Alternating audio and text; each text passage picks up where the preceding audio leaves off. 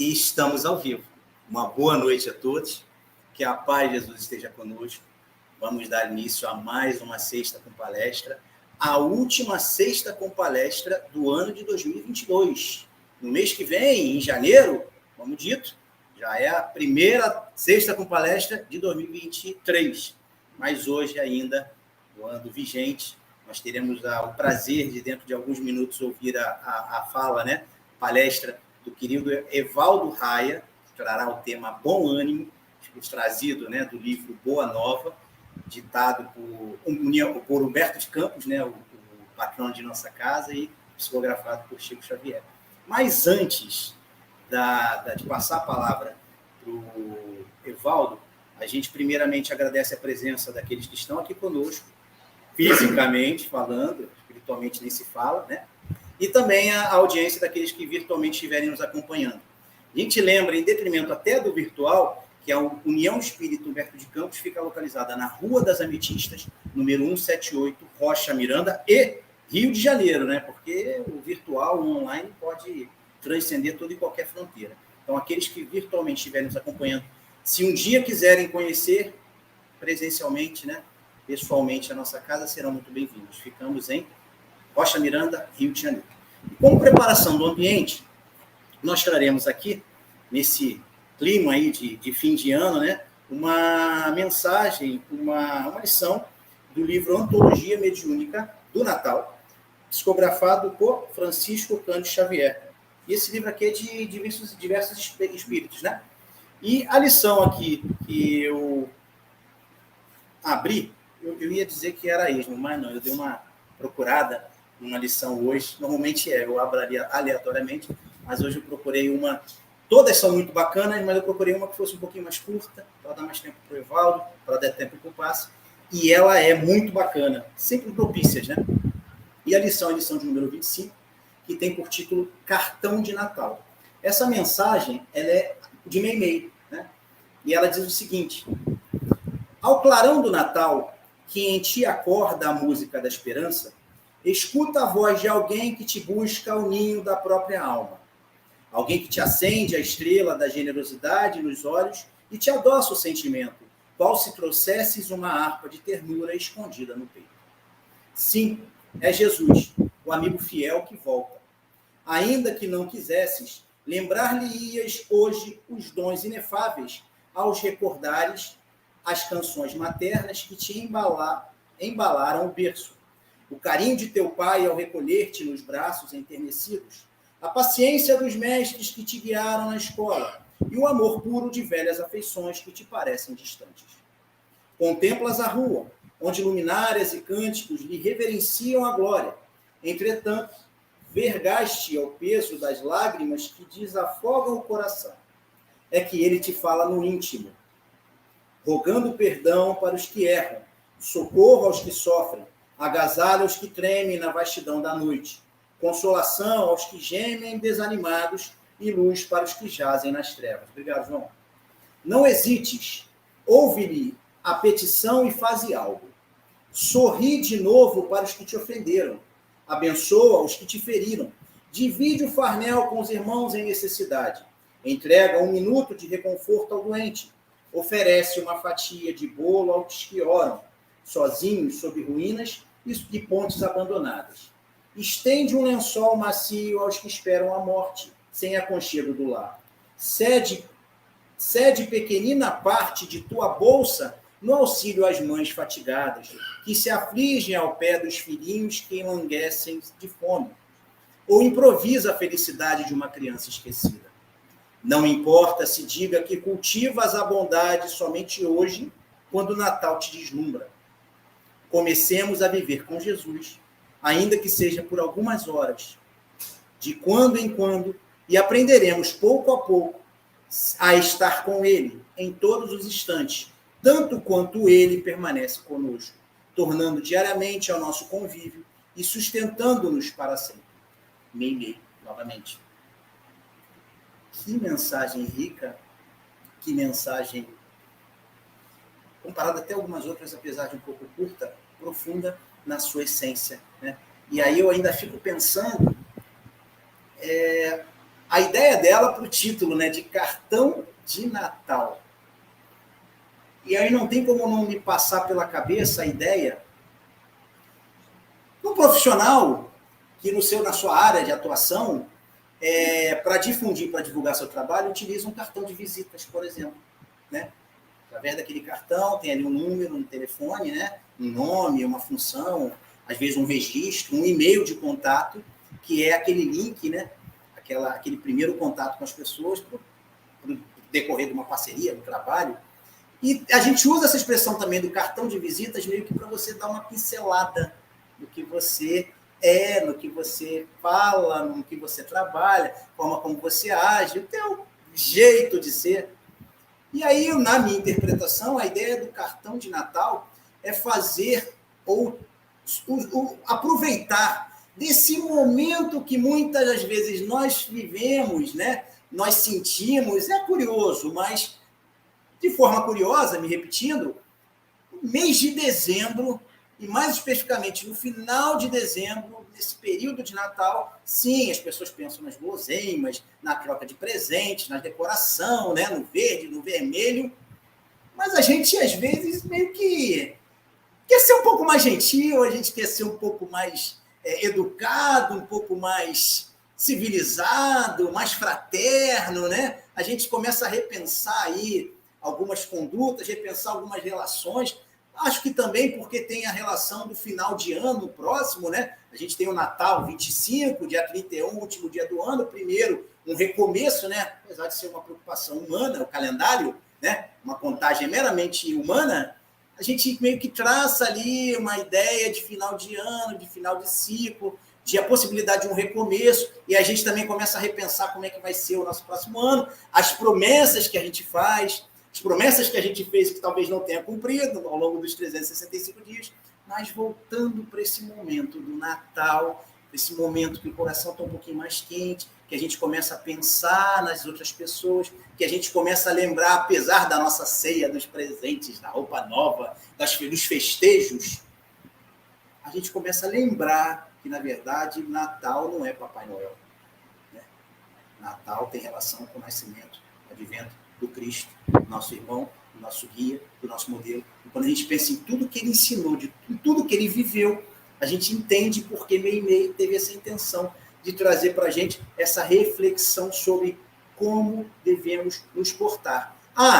No Natal, no período de Natal, no mês de dezembro, que seja, mas que seja um começo a ser estendido por todos os outros meses do ano, por todos os outros dias desse ano, por todos os segundos que a gente tiver, que a gente seja um pouco mais fraterno, que a gente use a expressão de espírito natalino, lembrando do Cristo, não do bom velhinho, né, de vermelho, que atravessa lá as chaminés. Obrigado, Evaldo, estava dando branco.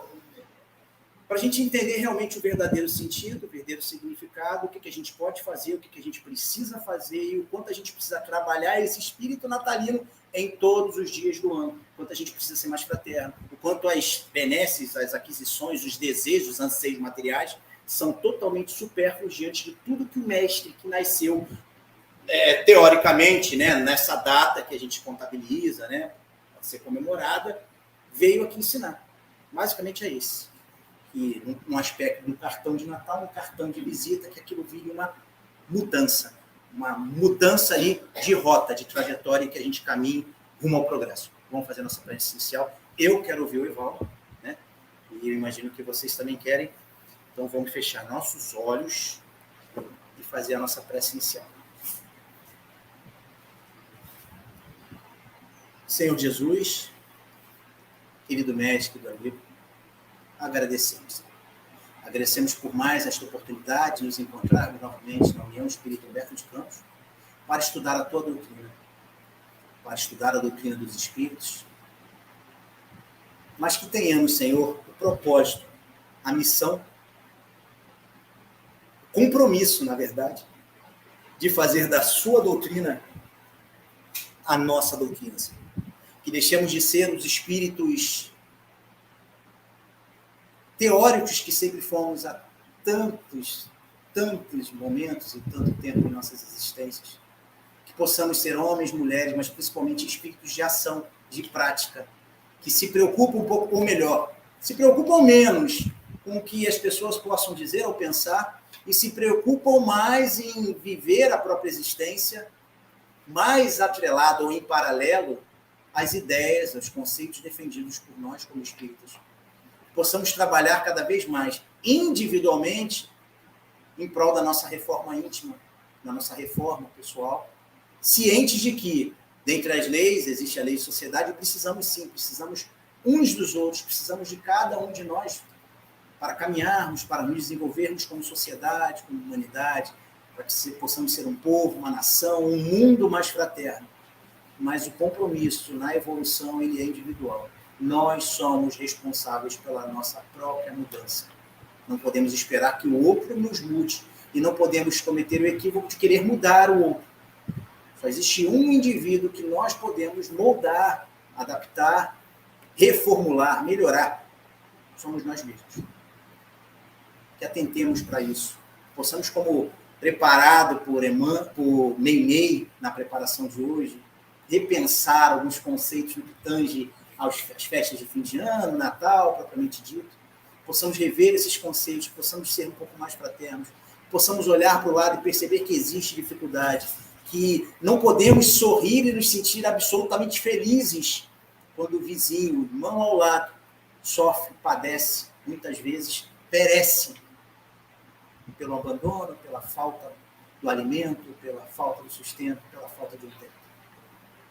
Possamos repensar alguns conceitos, algumas ideias e trabalhar em prol da nossa mudança, da nossa reforma.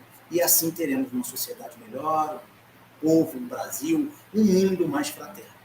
Por fim, Senhor, pedimos aos mentores de nossa casa que possam também inspirar o nosso querido Evaldo, que dentro de alguns minutos, ou segundos, melhor dizendo, irá definir aqui, dissecar um ponto estudado, dividir conosco um pouco de seus conhecimentos. Abençoa todos os irmãozinhos aqui presentes, encarnados e encarnados, e que todos, sem exceção, recebam aquilo que necessitam. E agora, com a permissão dos mentores espirituais de nossa casa, damos por iniciada mais esta reunião de hoje. Graças a Deus, e que assim seja.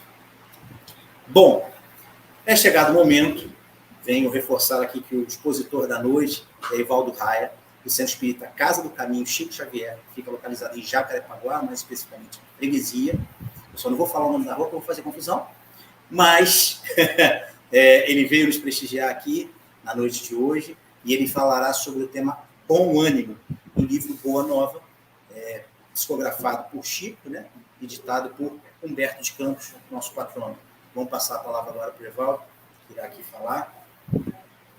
Mais uma vez, muito obrigado, meu irmão. Tranquilo, não, tá ótimo. Obrigadão mesmo. Obrigado. Boa noite. Boa noite. Quando a gente chega numa casa espírita, e eu tenho que dizer com vergonha, porque eu sou cria, doutrinariamente falando, daqui de Rocha Miranda, né? Porque a minha casa de origem é aqui pertinho, ali em colégio, e eu cheguei lá, até brinquei com o João, cheguei lá com 16 anos de idade. E, pasmem, tinha cabelo preto. Tem foto para provar isso, não é balela, não. E aí a gente aprendeu a se interessar pela doutrina espírita, primeiro com essa proposta de ser o evangelho redivivo, de não ser mais um conceito filosófico religioso, aonde me dita regras, normas de conduta, rituais. Então, a doutrina nos ensina que não tem a finalidade básica de introspectar o Evangelho de Jesus, não nos nossos ouvidos. Isso a gente já faz há várias existências.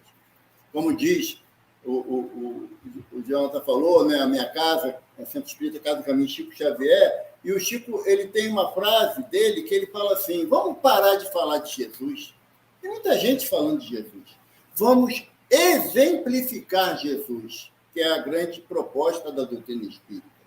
Porque a doutrina espírita, pode ver, se acaso o Evaldo não pudesse vir hoje, teria facilmente aqui 4, 5 irmãos para fazer o estudo da noite de hoje, sem dificuldade nenhuma. Por quê? Porque nós, eu não gosto, se me perdoe falar, mas eu não gosto do termo privilégio, porque todo privilégio transgride a lei de Deus na sua justeza. Né? Deus é infinitamente bom e justo. Eu costumo dizer que nós espíritas temos mais responsabilidades. Porque tudo que nós falamos ou ouvimos fica arquivado no cofre secreto da nossa consciência. E aí, quando a gente chega no plano espiritual, vocês sabem que vão desencarnar, né? Sabe. Eu falei isso numa casa, teve gente que abriu dois olhando para mim. Quando nós retornarmos ao plano espiritual, não dá para querer enganar a mais ninguém, nem a nós próprios. Porque todos nós somos espíritos imortais. E aquilo que a gente absorve aqui no plano material, e a nossa grande encrenca é essa, nós levamos para o plano espiritual. Porque aqui sempre tem um jeitinho de ajeitar as coisas à minha necessidade, e lá não dá. Não dá. Lá não tem essa, olha só, um umbral é ali, né? É ali, pode ir. Não, eu vou dar uma passada lá, depois eu volto. Não, meu filho, aqui o caminho é reto. Não dá para fugir disso. E essa proposta da doutrina, dessa orientação tão simples, e sabe uma coisa que me deixava preocupado há algum tempo? A simplicidade do Evangelho de Jesus. Já viu que não tem nada complexo ali? Não tem. Não tem. O Chico costuma dizer, né, que Jesus não nos pediu para escalar o Everest. O Everest é o ponto mais alto da Terra, 8.604 metros. Jesus pediu apenas para nos amarmos uns aos outros. E muitas das vezes a gente olha para o mapa e fala assim, peraí, o Everest não é tão longe assim não, gente. Acho que dá para chegar lá, a pé. A pé. E depois subir aquilo tudo lá do jeito que está vestido aqui. Aí a gente vai ver que é realmente mais fácil e mais prudente amarmos uns aos outros, mas não basta amarmos uns aos outros. Tem que ser feito na medida de Jesus. Amai-vos uns aos outros como eu vos amo. Aí que está a complicação. Porque é muito fácil amar meu irmão, desde que ele não me aborreça, desde que ele concorde comigo sempre, desde que ele me proponha sempre a alegria de ter a presença dele, porque quando ele começa a me contrariar, não, aqui dentro da casa espírita, que é o lugar mais fácil a gente amar alguém. Eu sempre falo isso. Aqui dentro, vou passar ali, aí o irmão vai levantar, eu esbarro no pé dele, eu ajoelho no pé dele e peço perdão. Na Praça de Rocha Miranda, ele vai passando, eu não olho, e se ele me chamar, eu finjo que não vi, porque eu não gosto dar confiança para todo mundo. Então, a nossa conduta dentro da casa espírita, ela é uma conduta ainda, falar uma palavra que estava muito em voga há algum tempo, era factoide, ou é uma conduta que não condiz com a nossa realidade. Aonde está a minha realidade? Na minha casa, com a minha esposa, com meus filhos, meus netos, lá eu sou eu. E Jesus, sabendo da dificuldade do Evaldo, quando Filipe pergunta a ele, mestre, aonde eu devo orar? Nas sinagogas, no campo ou no templo? Aí Jesus fala assim, quando quiseres orar ao Pai, recolha-te ao silêncio do teu quarto, que o Pai, que tudo vê em secreto, vos dará o necessário para a tua subsistência. Isso daí eu achei legal, mas quando falou a parte assim, que o Pai tudo vê em secreto, aí me complicou. Por quê? Porque não dá para eu fugir dos olhos de Deus. O que são os olhos de Deus? Aonde está escrita a lei de Deus? Pergunta 621 do Livro dos Espíritos. Na consciência. Se está escrito na consciência, os olhos de Deus é a própria consciência que eu tenho das minhas atitudes indevidas. Porque senão a gente vai achar... Você lembra daquele filme O Auto da Compadecida, de Ariano Suassuna? Senão a gente vai achar que tem ainda aquele tribunal lá, com o nosso Senhor Jesus Cristo, tendo lá o juiz bonitinho lá, né? Do lado direito, Nossa Senhora, mãe de todos nós, advogada de nós pecadores, né? E do outro lado tem lá o caramunhão, o chifrudo, o rompe-russa, né?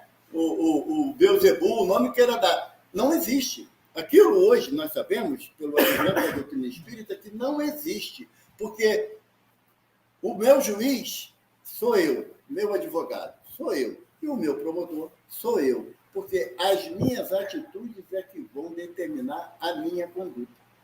E tudo isso que eu estou falando é muito, já é de conhecimento de todos nós. Mas só que tem um detalhe. Os discípulos de Jesus também viviam as suas grandes dificuldades. Também tinha muita dificuldade de perdoar o semelhante, de compreender as palavras do mestre a ponto de traduzir aquilo nas suas ações no dia a dia. Porque se Jesus tivesse se acercado, como há algum tempo atrás nós pensávamos, de espíritos puros para serem seus discípulos, não teria referência para a gente. Agora, quando a gente vê Pedro, no auge da prisão do mestre, sendo espancado lá no calabouço de Caifás, e Pedro falar, não, eu com ele não andei, não, nem sei quem é ele. Não, estava assim com ele. Não, vocês estão enganados, vocês não me conhecem. Não sei quem é ele. E o galo cantar. Quantas vezes o galo canta para o Evaldo? Diante das negações das minhas condutas diárias, diante do que eu já conheço do Evangelho de Jesus. Judas, chamado Iscariote, né? Ele, no entendimento dele, Jesus era muito devagar, sabe? Ele tinha que fazer alguma coisa para o mestre se apresentar como um Messias prometido, o grande Mexiá, o grande missionário, e só tem um jeito. Diante da pressão, todo mundo se revela, né? Então, vamos botar o mestre na pressão. Só que ele esqueceu que era Jesus que estava na brincadeira. E aí, quando ele se viu engambelado pelos próprios pensamentos e desejos dele, porque o que Judas queria? Antecipar a realização do reino de Deus, porque ele, sendo discípulo, na pior das hipóteses, o ministro da Economia estava garantido a parada. Como ele sempre gostou de um din-din, né? Então, para ele, já estava ele adiantando as propostas. Quando do advento da prisão do mestre, lá no Getsemane, lá no Monte das Oliveiras, dos 11, né, porque Judas iria desencarnar logo a seguir, dos 11, 9 fugiram. Quantas vezes a gente foge testemunho da nossa doutrina, da nossa responsabilidade? Fugir de que forma? Na hora que eu tenho que aplicar a benevolência, a indulgência e o perdão, eu me exaspero, eu grito, eu agrido, eu saio de perto porque eu não aguento mais ouvir a voz de fulano ou de ciclano. Então, é uma negação e é uma fuga que nós empreendemos. E na conversa de hoje, que está no livro Boa Nova, como o irmão falou, eu já conhecia a página, mas não tinha me aprofundado nela. E é de uma beleza tão grande, a página Bom Ânimo, que é o capítulo 8 do Boa Nova. Eu confesso que eu me apego mais no capítulo 30 do Boa Nova. Quem já leu o livro vai lembrar que é um capítulo que fala só de Maria de Nazaré. Sabe? E eu tenho os 4 pneus arriados por ela. Sabe? Sou gamadão, Nossa Senhora. Tem noção? Então, eu me apegava muito a essa página, mas a página, o capítulo 8 do Bom Ânimo, é um papo entre Barnabé e Jesus. Primeiro, uma explicação que se faz necessária. O nome dele mesmo, de batismo, é Natanael. E por que chamavam ele de Barnabé? Vocês lembram o nome daquele irmão que foi solto quando Pilatos propõe, né? A quem quereis que eu solte? Jesus ou... O nome dele não era Barrabás. Não é registrado o nome dele, qual é na realidade. Mas o prefixo bar, para o povo hebraico, quer dizer filho de. Por exemplo, eu poderia me chamar de filho do Eusébio, que é o nome do meu pai, que já está no plano espiritual. Mas aí, como é uma cultura diferente, hábitos diferentes, chamamos pelo nome e pelo sobrenome. Na época de Jesus não tinha sobrenome. Jesus Cristo. Não, Cristo não é sobrenome. Cristo é a condição moral e espiritual desse espírito que nós conhecemos como Jesus. Barnabé, ou Bartolomeu, perdão, Bartolomeu é filho de Ptolomeu.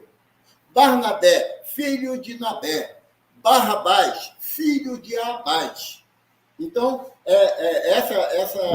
essa contração de termos para o povo hebraico significava a origem daquele indivíduo, porque não tinha, o Evaldo Martins Reis de Oliveira não tinha nome e sobrenome.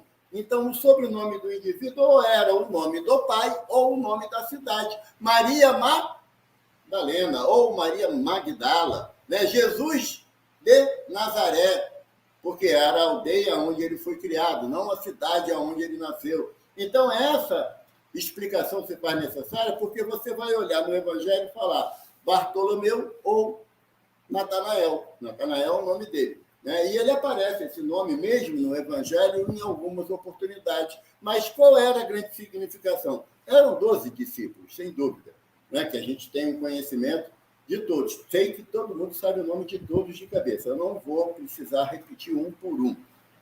Sabe, Ana? Ela acha que sabe.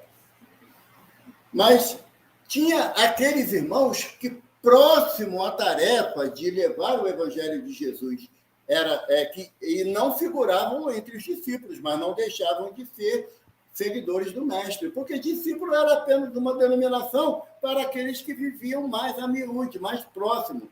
E naquela época, por exemplo, o Jonatas, ele escolhia quem seria seu discípulo. Não era lícito, não era certo o João chegar e querer ser, eu quero ser teu discípulo. Não, quem escolhe o discípulo é o Mestre. E Jesus fez isso com os 12, chamando-os nominalmente. E Bartolomeu era aquele homem, sabe, aquele trabalhador da casa espírita, com todo mundo sorrindo, ele está. Vamos trabalhar, o cara era bom de obra. Pega na vassoura, pega na pá, pega onde for, não tem problema. Ele está ali, rente quente. Dá um sorriso aí, fulano. Não tem porquê. Estou no plano de prova e expiação. Mas não quer dizer que tem que ser mal-humorado, empurrado. Ou então, Bartolomeu, todo mundo reunido. Tem um livro chamado Jesus no Lar, de Neio Lúcio, que conta as experiências familiares de Jesus em Cafarnaum. Jesus, ele morava na casa de Pedro, né? E ele utilizou aqueles momentos na casa de Pedro para instituir o que hoje nós chamamos de culto do Evangelho no Lar. Começou lá na casa de Pedro, Jesus no Lar. Na introdução do livro, Neio Lúcio coloca que Jesus vendo não só os familiares de Pedro, mas os seus seguidores, e aquela balbúrdia, sabe? Falando do jogo de amanhã, quem vai ser o terceiro lugar, quem vai ganhar a Copa do Mundo, também perfeito, o Brasil não jogou nada, né? Tudo isso dentro da casa espírita, ou dentro da casa de Pedro. Aí Jesus falou assim, é a oportunidade de evangelizar esse bando, né? Aí o Jonas falou, gente, por favor, vamos fazer silêncio, vai começar a nossa reunião. Aí foi a área que Jesus fazia. Jesus trazia à baila assuntos para orientar a conduta daqueles que estavam ouvindo.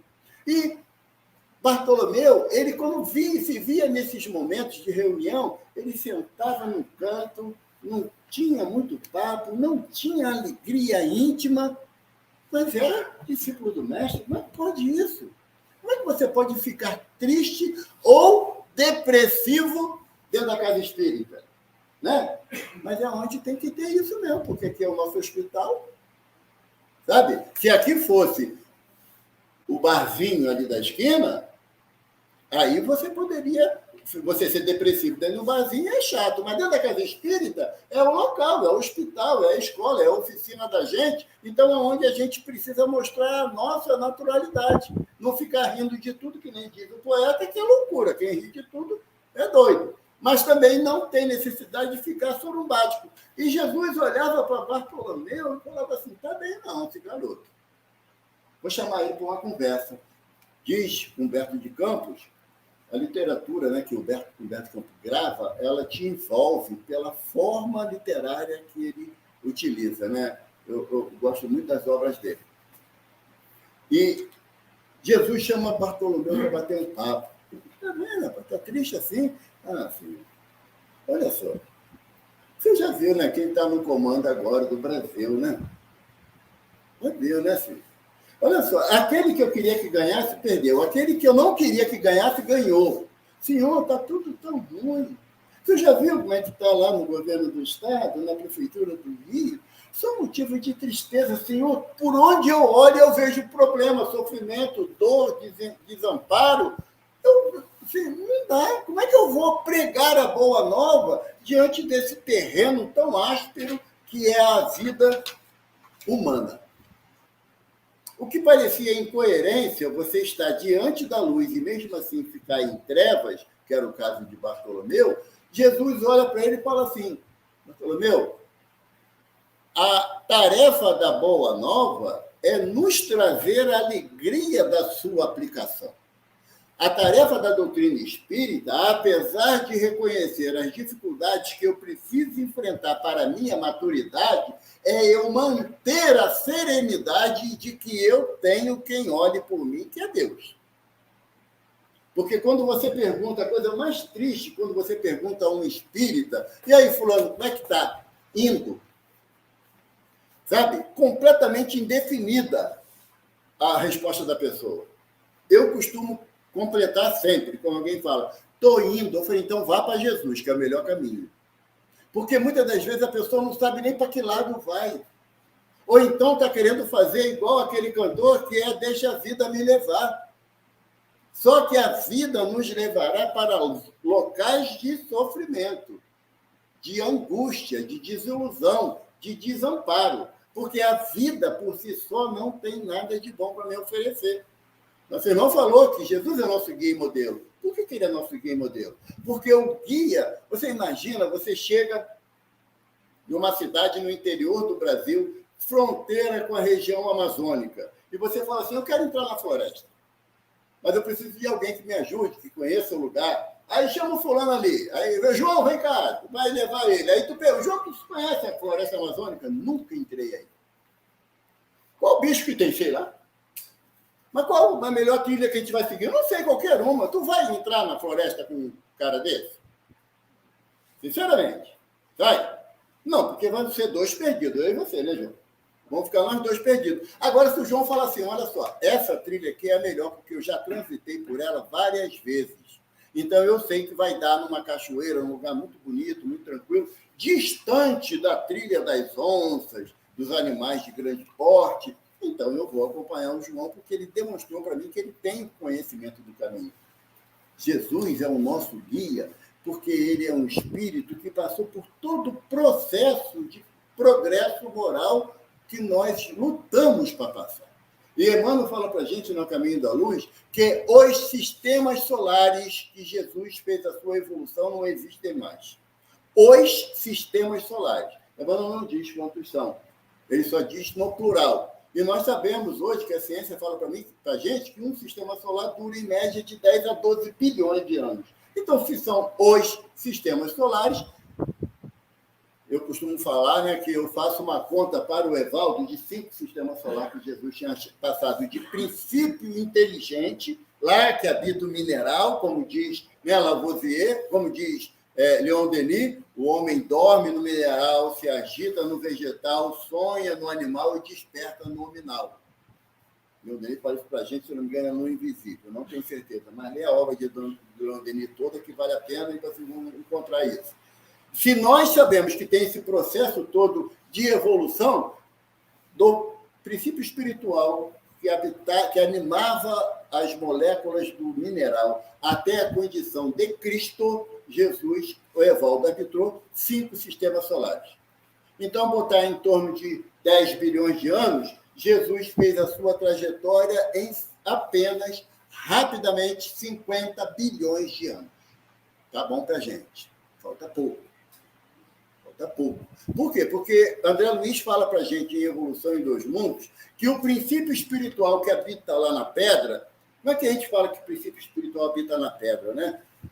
Nós sabemos que dentro do átomo ele é composto de elétrons, prótons e nêutrons, certo? O nêutron é fixo, o elétron e o próton têm uma elíptica não regular. Mas o que impede que os elétrons e os prótons se dispersem na natureza? A força de atração que nós sabemos ser o fluido cósmico universal. E o princípio espiritual atuando para dar essa limitação da ação dos prótons e dos elétrons dentro do átomo. Ali, nessa força de união dos elementos do átomo, é que está o princípio espiritual. E o princípio espiritual, na sua escala de evolução, até chegar à condição hominal, princípio inteligente do universo, o espírito, André Luiz diz que essa caminhada é feita há aproximadamente 1,5 bilhão de anos. Então, para a gente sair lá do núcleo, do átomo da pedra, até a condição de Homo sapiens sapiens, 1,5 bilhão de anos para chegar a Cristo, 50 bilhões. A gente está mais perto de quê? Da angelitude ou da animalidade? Nessa condição de estarmos mais próximos, eu costumo pegar pesado, porque eu falo assim, da ameba até o Cristo, né? Então, eu estou mais perto da ameba, que é o ser unicelular. Né? Mas para que a gente possa compreender quem é esse Cristo, ele já fez essa trajetória e ele está aproximadamente 48,5 bilhões de anos na minha frente. Então, ele sabe o caminho que eu tenho que seguir. Ele me serve de guia na essência do termo. E o modelo, por quê? Porque, como ele diz, o meu alimento é fazer a vontade do Pai que está no céu. Então, ele é o modelo de comportamento que nós temos que vai nos fazer ter o sentimento de felicidade plena. Por isso que nós temos que seguir a ele. E Bartolomeu ficava angustiado porque ele, apesar de saber que a informação da Boa Nova de Jesus é algo que lhe traria felicidade, mas não nesse mundo tão complexo que a gente vive, onde A quer tirar vantagem sobre B, onde o C quer enganar D, onde tanta dificuldade, a gente passa na rua, vê criança sentada no chão sem ter o que comer. Nós vemos mulheres grávidas com os seios esquálidos, porque não se alimenta, certamente não vai ter o leite para dar para a criança. E como é que a gente vai ficar feliz diante da palavra de Jesus, da Boa Nova de Jesus?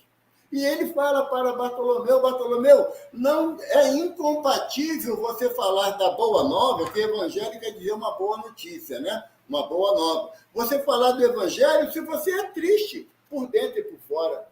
Como é que eu vou apregoar que a morte não existe, se quando desencarna um familiar meu, eu entro em desespero? Há coerência nisso? Não. Por quê? Porque a doutrina de Jesus me mostrou que a morte não existe.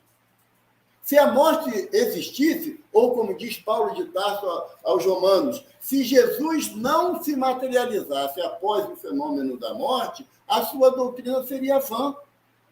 Se nós estamos aqui hoje, inúmeros espíritos nos assistindo aqui, e eu acredito que eu vou sair daqui, porque está muito tarde, está perigoso, sabe? E não tem ninguém para tomar conta de mim, que no final das contas é eu comigo mesmo. Então eu não posso 100%, porque está tarde, é perigoso. E onde está a minha coerência doutrinária nisso? É isso que Jesus faz Bartolomeu ver, porque Bartolomeu, ele tinha uma família difícil. Os irmãos dele chamavam ele de preguiçoso, chamavam ele de vagabundo e de ofensivo ao pai deles. Por quê? Porque Bartolomeu pescava algumas horas do dia, o restante ele andava com o mestre. Mas para quê? Só para absorver? Não. Jesus ensinava a dar o pão a quem está fome, quem tem fome, acolher o caído da estrada, amparar aquele que está doente. Aqui hoje, de repente, alguém começa a tossir. Sabe? Você começa a tossir, está do teu lado, você começa a tossir. Acho que eu estou com febre. É mesmo? Quanto tempo você está com febre? Tomou vacina? Nós acreditamos muito mais num acaso que não existe do que na certeza absoluta que é a doutrina que Jesus nos trouxe, que existe, que é fato. E Bartolomeu tinha esse drama íntimo. O que Humberto de Campos está trazendo para a gente? As minhas dúvidas, elas não podem ser desprezadas. Não pode. Eu não tenho direito de chegar aqui diante de uma convicção que eu vejo o espírito que está aqui, eu vejo o espírito que está ali, eu debochar ou menosprezar aquele que tem dúvida sobre isso. Eu não tenho direito. A doutrina não me dá esse direito de forma nenhuma. A doutrina me mostra a necessidade de eu amparar um irmão que não tem a possibilidade que eu tenho ou que não tem a fé que eu tenho, porque fé é diferente de crença. A crença me leva a acreditar em algo. A fé é ter certeza absoluta que aquilo é verdade. Tanto que eu falei isso uma vez, as pessoas no início não entenderam. Evaldo, você acredita em Jesus? Não.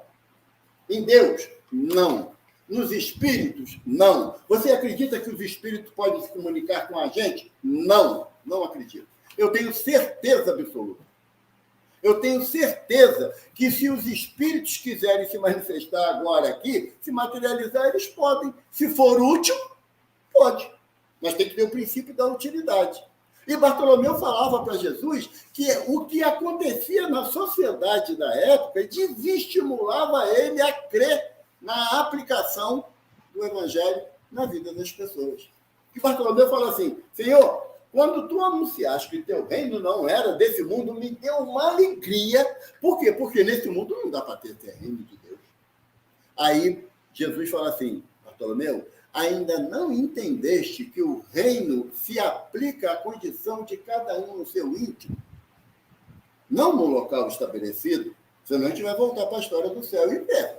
Céu ali em cima, inferno ali embaixo. A gente vai voltar para essa história. Se eu achar que quando eu desencarnar eu vou para o reino dos céus, eu posso ir para o reino do céu da boca da minhoca. É o mais próximo. Agora, na certeza, eu vou para o local que eu mentalmente me coloco. Se eu sou egoísta, orgulhoso, vaidoso, prepotente, invejoso, dá para ir para o céu com essas bagagens todas? Vai ficar difícil. Vai ficar difícil. Agora, se eu aplico o princípio da fraternidade, que é a proposta do Evangelho, de fazer ao próximo aquilo que você gostaria que lhe fosse feito, aí eu começo a mudar o meu comportamento. Aí eu começo a entender que eu só vou encontrar um cadinho de felicidade a partir do momento que eu proporciono felicidade a alguém. Chico Xavier, 24 de dezembro de 1961, ele já morava em Uberaba, e estava com a hérnia de disco dele arrebentando. Chico foi sorteado, né? Ele tinha hérnia de disco, tinha a glaucoma, tinha angina, né? E ele tinha problema também de rim. Ele tinha várias coisinhas para ele não esquecer o que ele estava fazendo aqui. E ele com a hérnia de disco, mas aquela que o ciático parece que vai arrancar a perna fora, né? Ele deitado, 11 horas da noite, naquela posição fetal, e Emmanuel apresenta para ele. O que acha? Emmanuel, está doendo tudo, estou sofrendo muito. Aí Emmanuel falou assim: não, pode estar doendo, o sofrimento é opcional. Que até na hora da dor, Emmanuel tem que orientar, né? Enquanto você está chorando aí as suas dores, você sabe, Chico, que tem pessoas lá na comunidade do Pássaro Preto que não tem do que se lembrar de Jesus nesse momento, dia 24 de dezembro, e você está aí com tua dispensa aí cheia, você não acha que era hora de você pegar um cadinho do que você tem e ir lá levar para uma família que não tem nada? Mas a minha dor, seu irmão, enquanto você chora a sua dor, o outro chora de fome.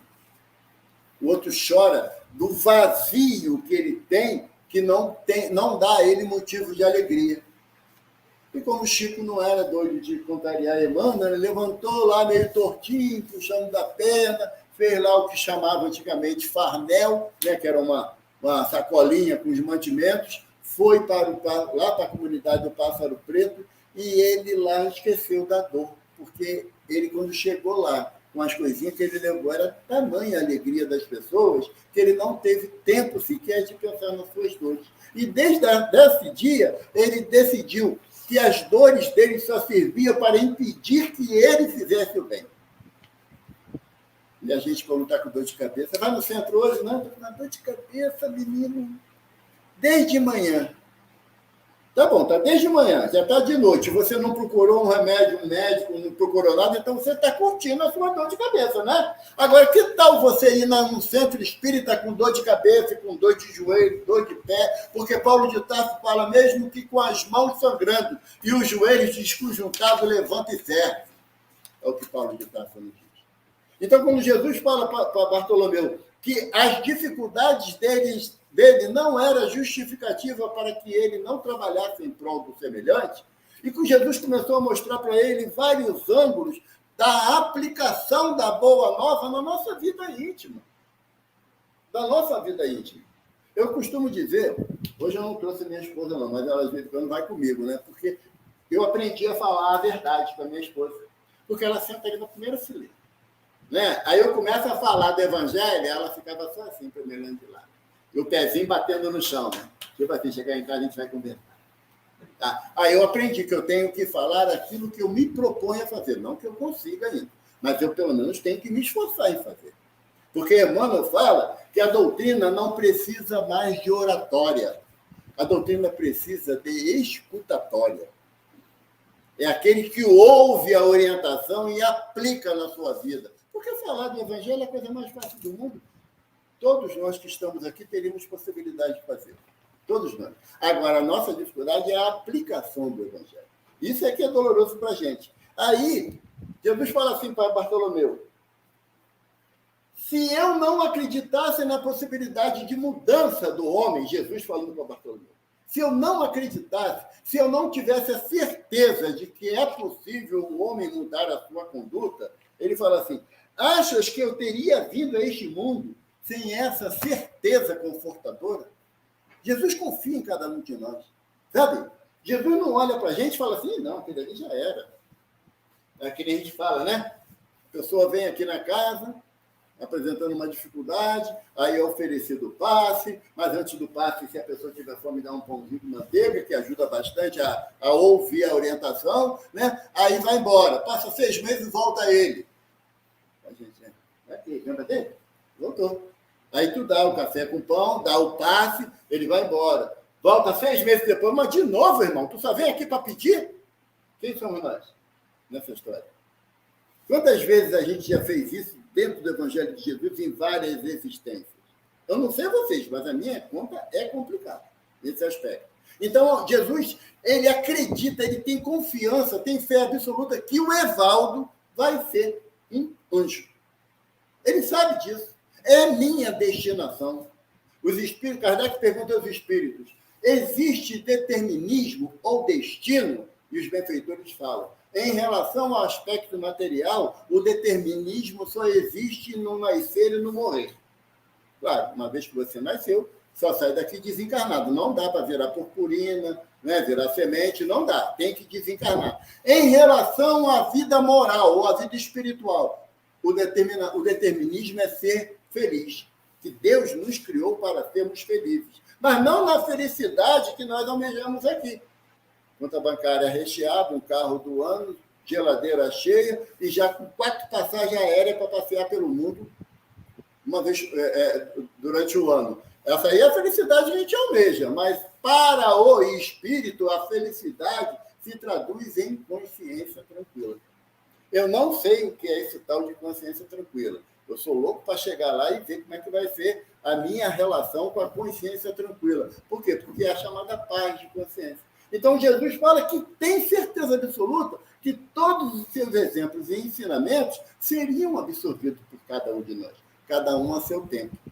Quem tem pressa de que o Jonatas melhore, como na minha visão de pessoa, sou eu. Jesus não. Jesus dá o direito a ele de tentar, errar, tentar, até a hora que ele vai falar assim: caramba, como é que eu consegui perdoar um indivíduo nessa vida, gente?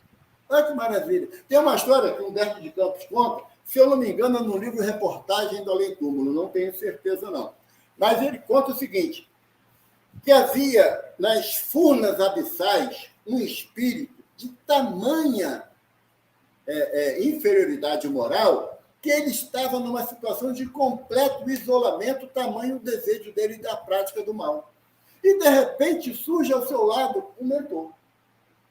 Mentor tem cada enrascada, né? Ele se mete em cada coisa. Mas um mentor se apresentou para ele e virou para ele. Aí ele falou assim: o que está fazendo aqui? Eu falei: vim te ajudar. Ele: não quero ajuda de ninguém. Não, eu sei, mas eu vim te ajudar assim mesmo. Pensa direitinho, tu nunca fez bem a ninguém? Aí ele: não, tenho certeza absoluta que não. Mas você teve mães. Várias, nasci várias vezes, mas não gostava de nenhuma delas. Então, logo crescia, caía, botava o pé no mundo, eu não queria saber o que acontecia com ela. Filhos, não quis. Há muitos séculos que não tenho filho nenhum. Um cachorrinho, um gatinho, nada disso. Chutava o cachorro, mordia o gato. Nunca fiz bem para ninguém. Aí o mentor falou assim: não é possível, alguém tu deve ter ajudado de alguma forma. Ele falou assim: não ajudei ninguém. Peraí. Um dia eu estava escondido numa caverna que estavam me perseguindo, porque eu tinha assaltado e matado uma pessoa, e eu olhei para a parede e vi uma aranha. Eu ia matar a aranha. Eu falei: vou matar esse bicho nojento, não. Deixa isso para lá. Aí o mentor falou, viu? É um ato de bondade. Apareceu uma teia luminosa. O mentor falou assim, se agarra nela para sair daqui. Ele, pô, tudo bem, eu sou um espírito imperfeito, obsessor, mas ser burro não, pô. Pendurar numa teia, vai me aguentar? Aguenta, pode ir. Ele pegou a teia, fez assim, viu que aguentava e começou a subir pela teia. Quando ele chegou na metade do buraco que ele estava, ele sentiu a teia balançar. Quando ele olha para baixo, outros espíritos subindo na teia. Aí ele, sai daí que essa teia é minha. Arrebentou, caiu todo mundo lá dentro. De novo. Por quê? Porque o egoísmo falou mais alto do que a vontade de sair daquele momento de dificuldade. E é assim que o Evaldo muitas das vezes reage. É assim que, mesmo com a orientação do Evangelho, como Jesus faz a Bartolomeu, eu não consigo encontrar a beleza de seguir o Mestre, mesmo diante das adversidades. Aí Bartolomeu fala assim para Jesus, mas, Senhor, perdi a minha mãe. Eu achei linda essa parte. Perdi a minha mãe. Eu acho engraçado quando alguém fala assim, né? Mas está seu pai? Perdi meu pai. Aonde? Deixou, saiu, largou o velhinho sozinho, coitado. Se perdeu. Não é que perdeu da ideia de quê? De você colocar alguém que não sabe onde ele está agora, né? Essa ideia de perder. Aí Bartolomeu fala para Jesus, Senhor, perdi a minha mãe, é justo a minha tristeza. Aí Jesus fala assim, como podes dizer que perdeste aquilo que pertence a Deus? Achei lindo isso, sabe? Porque a gente ainda quer ter a posse, mesmo que temporária, daqueles nossos amores, sabe? A gente quer ter a posse. E Jesus fala, tudo e todos pertencem a Deus. Não há como você perder nada. Porque tudo, mesmo aqueles que retornam pela vontade do Pai ao plano espiritual, são amparados por Ele. Porque nós não temos o título de propriedade de filho, de irmão, de pai, de mãe, de casa, de nada. Não temos. Então, Bartolomeu falou assim, é difícil conversar com o mestre. Tudo que eu falo, ele me dá o caminho que a Boa Nova já me ensinou. Aí Jesus falou assim, Bartolomeu, lembre-se que para que você sirva ao Pai, é necessário você servir ao irmão, a compreender o próximo. Porque o evangelista fala isso para a gente, né? Que como posso dizer que amo a Deus que eu não vejo e não amo você que eu vejo? Como que o nosso amor é tão inconstante que eu prefiro amar o desconhecido do que amar o que está próximo de mim? Eu gosto muito da parábola do bom samaritano, mas não pelo seu trajeto todo de orientação, que ela é maravilhosa, mas do final da parábola. Porque o sacerdote pergunta a Jesus qual o maior mandamento. Jesus fala que amar a Deus sobre todas as coisas e ao próximo como a ti mesmo. Mas o sacerdote fala assim, quem é meu próximo?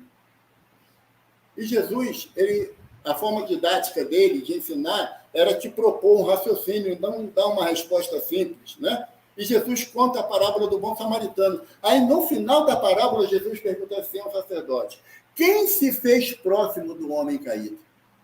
Não é eu querer escolher quem é o meu próximo, não. É de quem eu vou me fazer próximo. Então, Jesus fala para Bartolomeu, a partir do momento que você entende que o teu próximo, mais próximo, é o teu familiar, é o teu pai, é os teus irmãos. Aí Bartolomeu já fez aquela carinha de não ter gostado. Por quê? Porque o pai expulsava ele de casa toda vez que ele chegava. Os irmãos chamavam ele de preguiçoso, de bandido, de vagabundo, que fugiu aos imperativos da lei mosaica.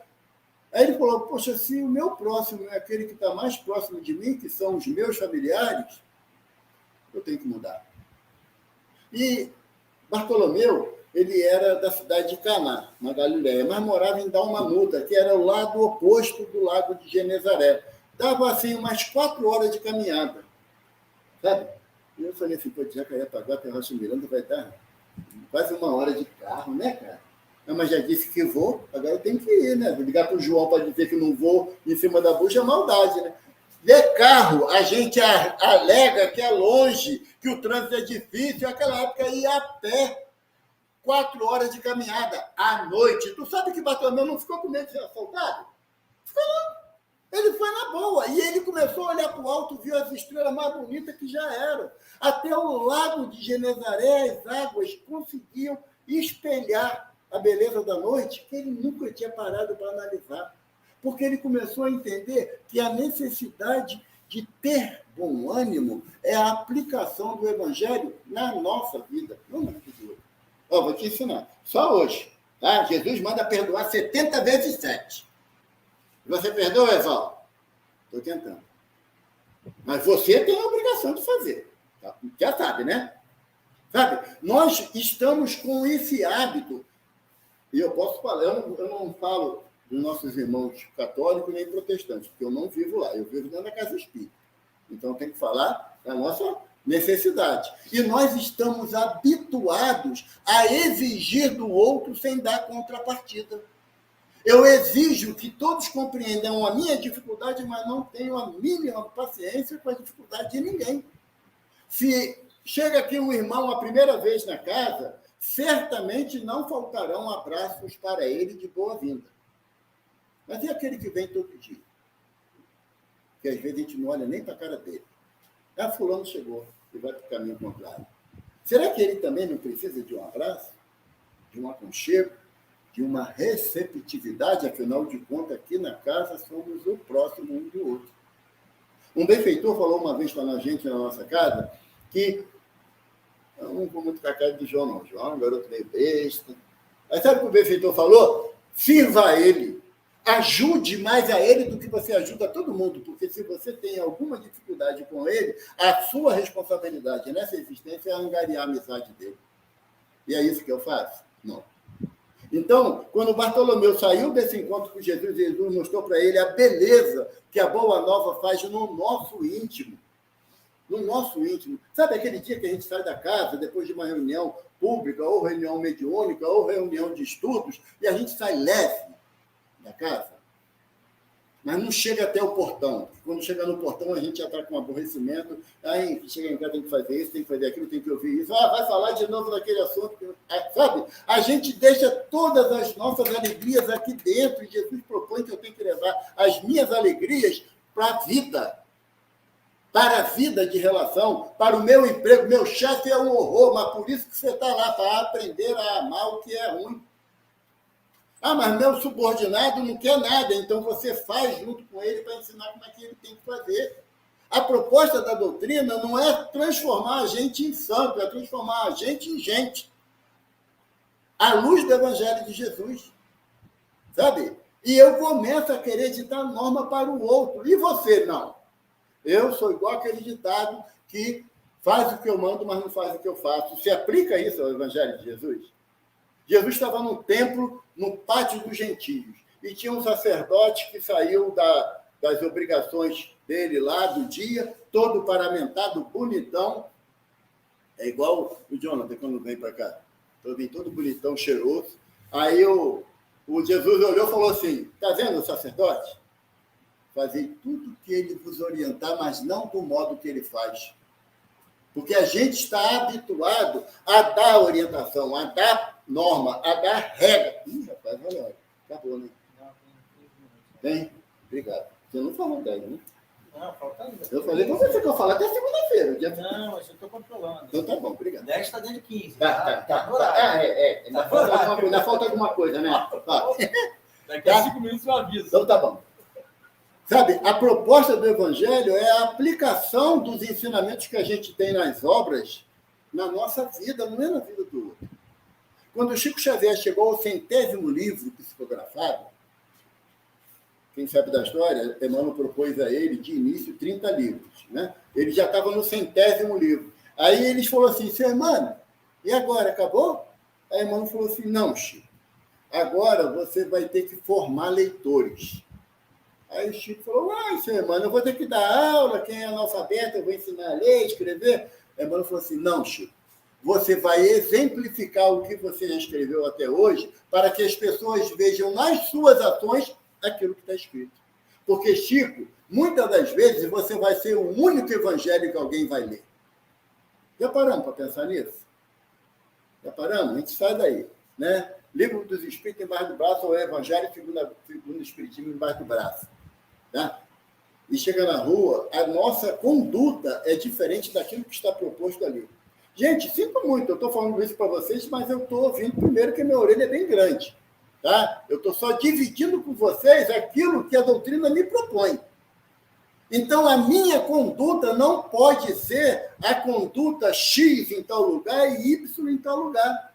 Quando Jesus traz Bartolomeu a realidade do que é a Boa Nova na vida do indivíduo, Bartolomeu abriu um horizonte novo para ele e ele entendeu que o que Jesus propõe é que você seja feliz, esteja bem com você mesmo. Que se você estiver assim, ninguém vai tirar você da sua paz. Lembra a passagem do Evangelho que Jesus fala assim: quando entrares numa casa, deseje a paz para casa. Que se ela for digna da paz, a paz ali permanecerá. Se não for, voltará com você, não é? Aí, como eu não quero ter trabalho, o que eu faço? A paz de Deus seja nessa casa. Não foi isso que Jesus mandou eu fazer. Jesus mandou eu desejar a minha paz. Aí, o que Jesus está falando? Valdo, você primeiro entra num processo de paz íntima para que a sua presença seja de paz para todos.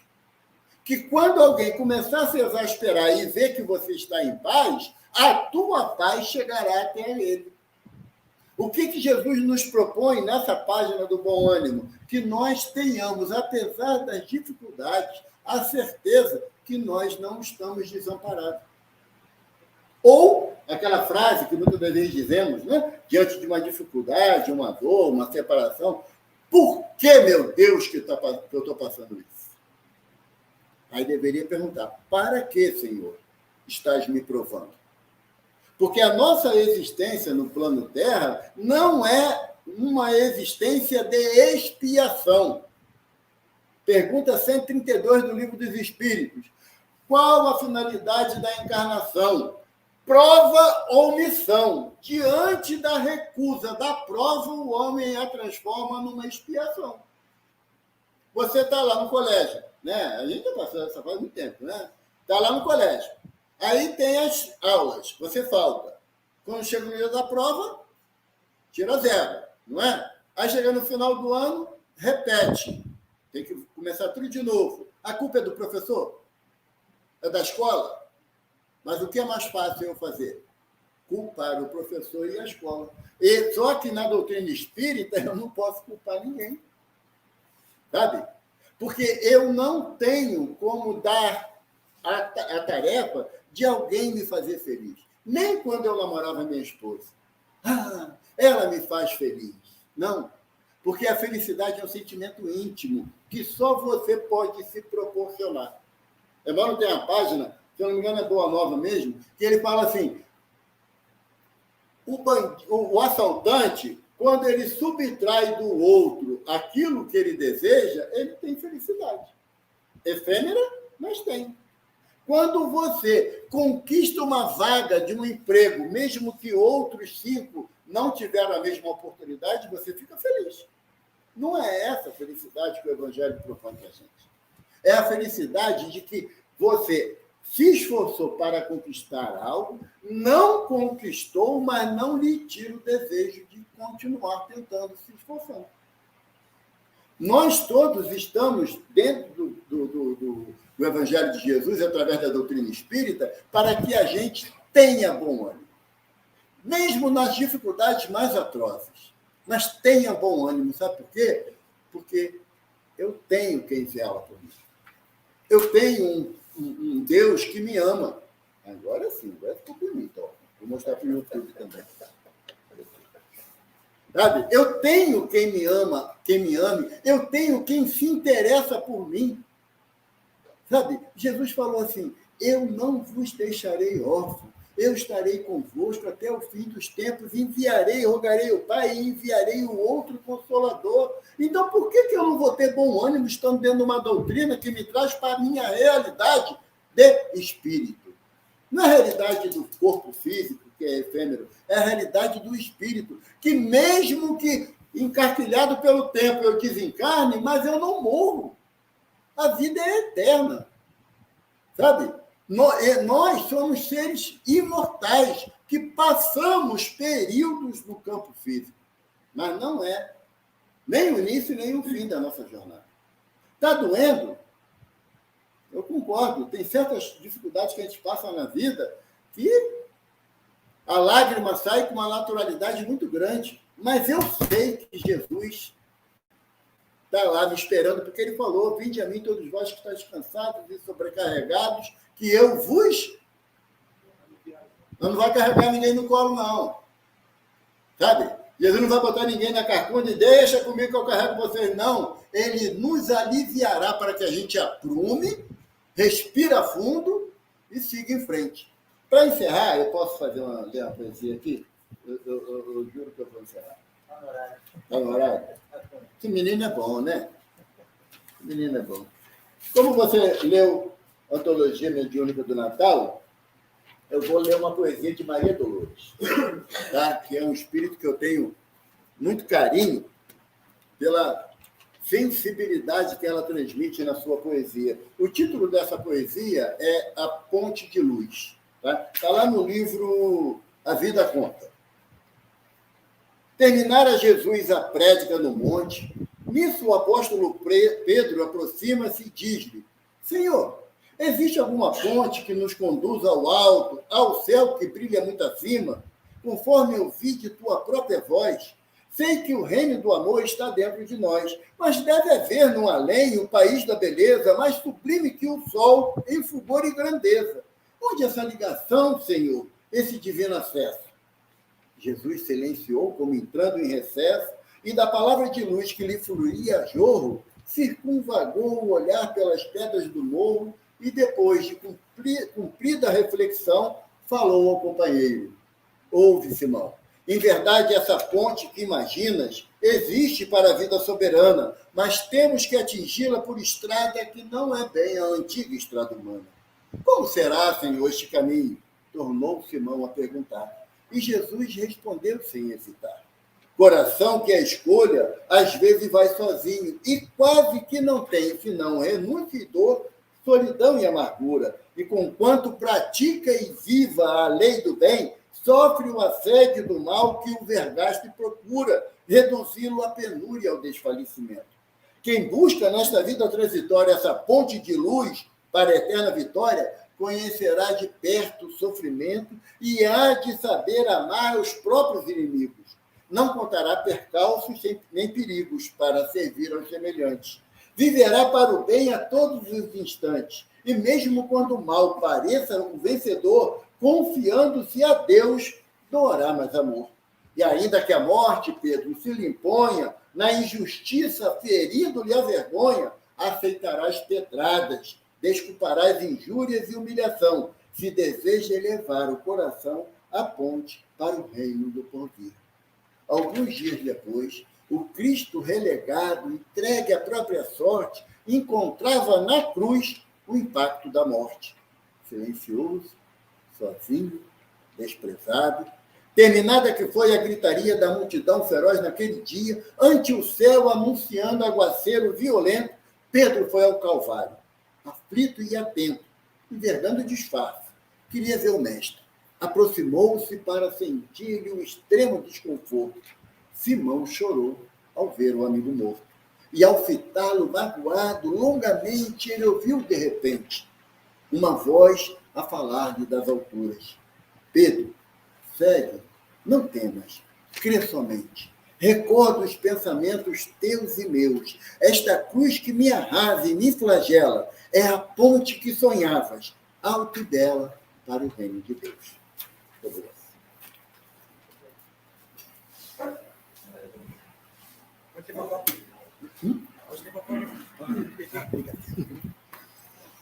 Nossa, que explanação, que reflexão, que mensagem, né? Que poesia. Obrigado, Evaldo, em nome da União Espírito Velho de Campos. Agradecemos a você pelo carinho, pelo aceite ao convite do João Marcelo e esperamos contar com você numa próxima oportunidade. Será muito bem-vindo aqui conosco. Meus irmãos, passando agora para a segunda parte da nossa tarefa, agora presencial, a gente de antemão já agradece os companheiros que nos acompanharam virtualmente. Não vejo necessidade de mantê-los aqui, nos acompanhando. Muita paz. A gente encerra a transmissão ao vivo. A gente agradece a vocês que nos assistiram, também a TV Nova Luz e a Web Rádio Fraternidade que transmitiram simultaneamente. A gente vai encerrar o virtual para dar sequência aqui ao nosso passe. Muita paz para vocês. Até a próxima. A gente vai encerrando aqui a transmissão e presencialmente a gente continua com os irmãos. Faça uma precezinha final entre vocês aí, que a nossa prece aqui é ao final do passe. Então, muita paz, obrigado, boas festas para vocês, fiquem com Deus.